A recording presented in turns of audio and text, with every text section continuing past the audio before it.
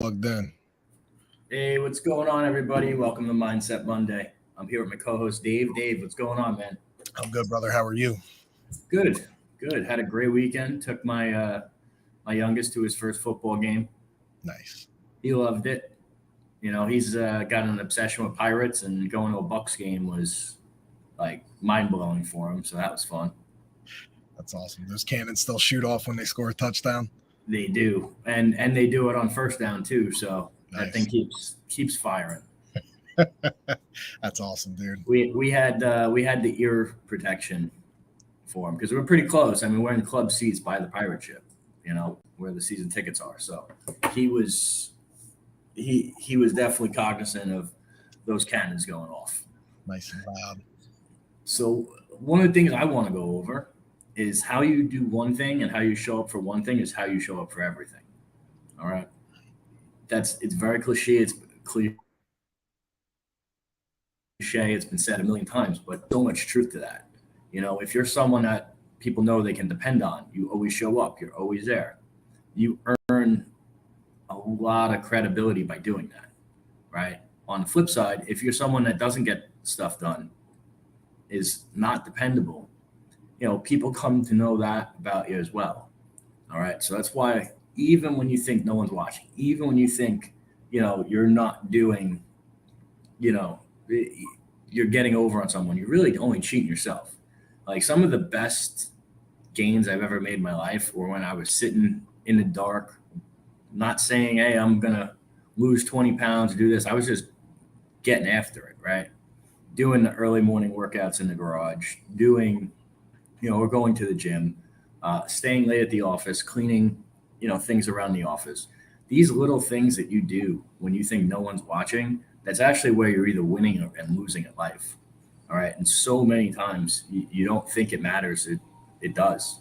It's finding those little things and mastering them and doing them over and over and over again until you are an absolute expert. Right. And I think a lot of us don't realize how much power that holds and how far that can take you. The truth of the matter is the little exercises, getting everything done, staying late, doing what you have to do that day, regardless of if you feel like doing it or not. When you make it so it's automatic, when you build that repetition that you're just going to keep doing it, that's really where a lot of the momentum you're trying to build in your life is coming from. Dave, what do you got on that? Yeah, man, you got to make those daily deposits, and exactly what you're talking about there. Doing those things that you don't want to do. It's comes down to mastering the mundane. A lot of people think there's a secret sauce, or there's a magic pill, or there's a weak course to get you to where the average person has grinded their ass off to get there. Right? Everybody's looking for a shortcut. But you have to do it. It's pretty simple when you really think about it. It's coming down to mastering a couple disciplines and habits on a daily basis and doing them over and over and over again. Weight loss in the gym's the perfect one, right? So, when people want to lose weight, they think it's going to happen, in 30 days, right? 30 days doesn't even really put the habit in place to continuously go down that journey. And if you have a plan, if you follow a diet and you continuously do that over and over and over again, it's going to change. It's not going to change overnight, but it's going to change.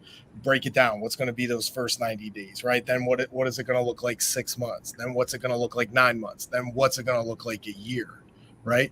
It's the same thing in life. It's the same thing in business. And again, it's how you do one thing. It's how you do everything. You just have to be patient and stick it in long enough. It doesn't matter, man. You're going to see results regardless. And people are just too quick. You know what I mean? It's a quick mentality, instant gratification. Let me click my phone and instantly get this. Let me buy this and have it show up to my porch at the same day. Well, let me take this pill or take this course and I'm going to be rich tomorrow, right? It's wild to me, man. It's set your standard and go after it. What is your standard? That's the biggest question. Look yourself in the mirror and say, what am I willing to do? What am I willing to master this mundane? What am I going to get out of what I put in here? Yeah. Or what are you not willing to do? Right. Yeah. I think that's a big one too. I think a lot of people don't realize that you want to set those boundaries. Like early on, when I started being an entrepreneur, it was a little bit easier in terms of, my kids were really, really young, right? Really young. So if I stayed a little bit late, it wasn't that big a deal. These days I don't have that luxury. Why? Because my kids are older. So it's important. I'm there with them and I'm spending more time with them. So how do I counteract that?